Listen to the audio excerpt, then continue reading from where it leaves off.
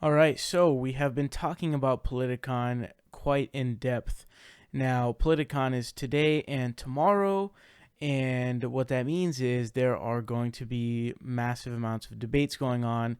Now, what I thought I'd do is I wanted to do a couple of debate previews. Now, these previews will essentially contain just sort of mapping out what I think is going to happen, what the nature of the debate is going to be, how it's going to play out, and just sort of things that are along those lines is the plan. So, in this one, we're going to be talking about Cenk Uygur and Tucker Carlson. Now, this is definitely the headline of Politicon. This is easily the biggest debate.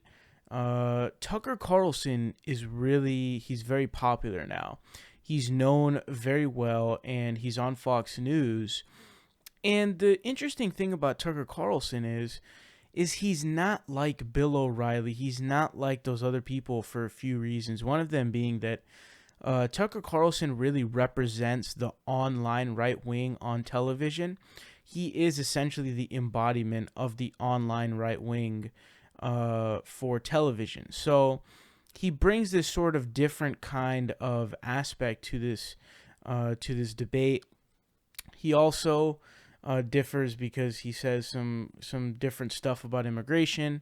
A lot of the Fox News hosts used to be like, oh, we just oppose illegal immigration. We don't actually oppose any illegal immigration on grounds of what ethnicity you are. So there's been that kind of a change, which is obviously a bad change.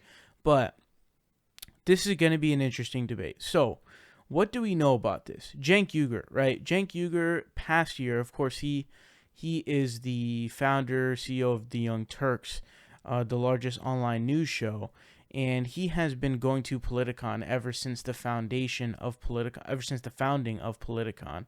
I think the first 2 years he did stuff with Ann Coulter. Last year he did the headline event, which was, he might have done the headline event honestly for all of the Politicons, but he did a huge headline event with Ben Shapiro where there was a debate, and it was it got so many people that they literally had to move venues.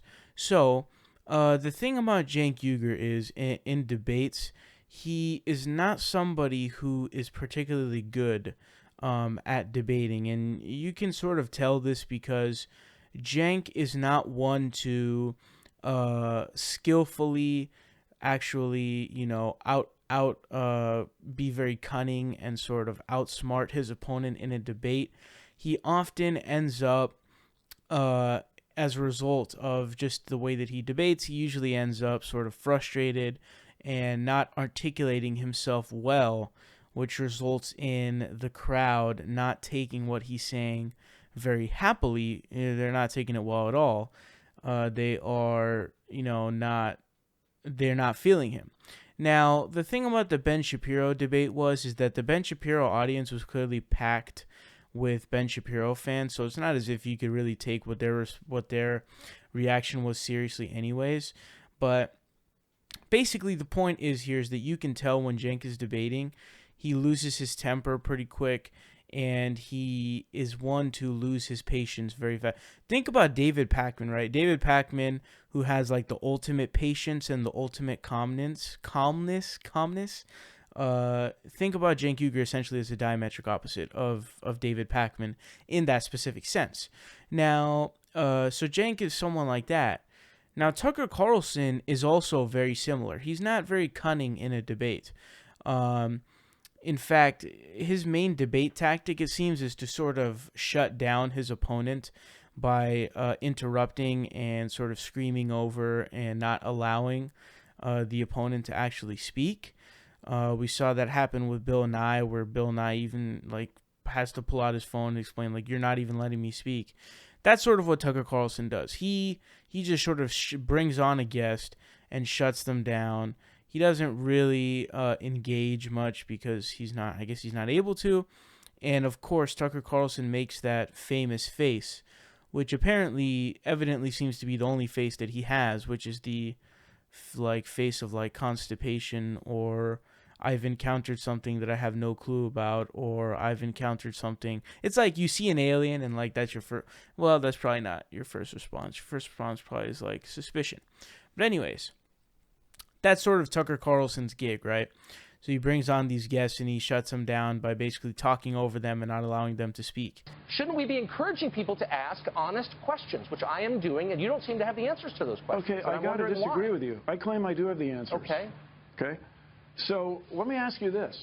Why aren't you concerned about it? Don't you have 4 children? Why aren't you concerned about climate change? That's why I'm having you on. Look, you don't reach correct conclusions in science or politics or any other field unless you can ask honest answers without being shouted down by people like you. But I know what you mean. So no, I do mean ask. I want to know what would happen without human activity. The climate change. No, it's a simple question. The climate is always changing. You've conceded that. You're saying that human activity has increased the speed. Yeah. Increases the speed of that change. And my point is, what would the climate look like right now without human activity? At what point would it have warmed or cooled? Britain would not be very well suited to growing. Yes, Britain would not be very well suited to growing grapes as it is today. French winemakers would not be buying land to the north as they are now. People who plan to run ski resorts would still be able to do it in Europe. And so the climate change and the parasites. You're using the language of politics. Look, you're not a scientist, as you know. You're a popularizer. I'm using the language of economics. But so I'm just saying, you asked what it would to the extent that you prevent people, if you prevent people from having an honest conversation, you're doing a grave disservice to science. Don't you think that? So you asked how long it would be before, what the climate would be like if humans weren't involved right now. Is that right? Yeah. Yes, that's exactly right. So at what point would it have changed? And I'm just saying you don't actually know because it's unknowable. So why aren't you open to questions? This is how long it takes you to interrupt me, okay? It takes you quite a bit less than 6 seconds. So the climate would be like it was in 1750. And economics would be that you could not grow wine-worthy grapes in Britain as you can today because the climate is changing. The use of pesticides in the Midwest would not be increasing because the parasites are showing up sooner or the pests are showing up sooner and hanging around longer. I think that's probably all true, but you would not be overwhelmed by pine bark beetles as it is because of climate change. That's how the world would be different if it weren't for humans. You pretend that you know, but you don't know, and you bully people who ask you questions. I really have to disagree with you. I spent a lot of time with this topic. I'm open-minded. You are not, and we're out of time, unfortunately. Now, those are the two sides of this debate. Cenk Uygur is going to be someone who is going to lose his temper pretty quick. He's not going to be very patient. Tucker Carlson is going to be essentially the exact same thing. So this debate is going to be fiery. It's going to be feisty, and it is going to be pure chaos and insanity because they will not be able to hold a debate without screaming at each other and getting loud and just kind of going insane. That's what's going to happen. Like that, if my prediction rings true, which I don't see how it doesn't, because anytime Cenk Uygur's debating, he loses his stuff pretty quick. Tucker Carlson, we know his strategy and tactic and interview/debate style is, shut them down by speaking over them. So what you got to expect is, okay, you're looking at two people who are clearly on a collision course for just basically a idea that there's a debate just completely unraveling and, being pulled apart into what effectively will just become a screaming match. I mean, that's essentially what that's going to be. It's going to be a screeching, shouting, screaming match, and it is going to be chaotic. Now, the perception of the debate is really going to come down to how the crowd plays out. It depends on who has more fans there. The thing is also is that in these debates, grandstanding plays a lot. I don't know how good Tucker Carlson is at grandstanding because I don't know if he does many things in front of live audiences. And that's not like being bad at grandstanding is a good thing. But I think Cenk is very experienced in grandstanding. So I don't know. He might do some grandstanding there too.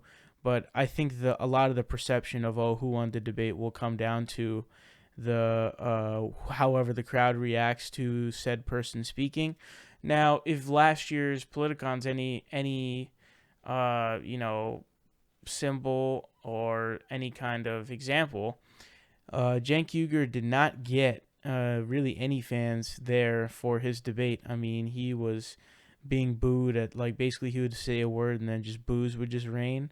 So I don't know. I think Tucker Carlson, I mean, no conservative has as heavy of a fan base, as cultish of a fan base as Ben Shapiro, but I think Tucker Carlson comes kind of close. I don't know though. I'm not really sure, to be honest with you, but Tucker definitely has a lot of fans. He's very popular. He's very well known as well. So who will end up winning the debate? No one. No one's going to end up winning this debate because it is going to be rendered and compromised into essentially just being a screeching match. But let me know what your guys' thoughts on this are down below. Who do you guys think is going to win? How do you think this is going to end up?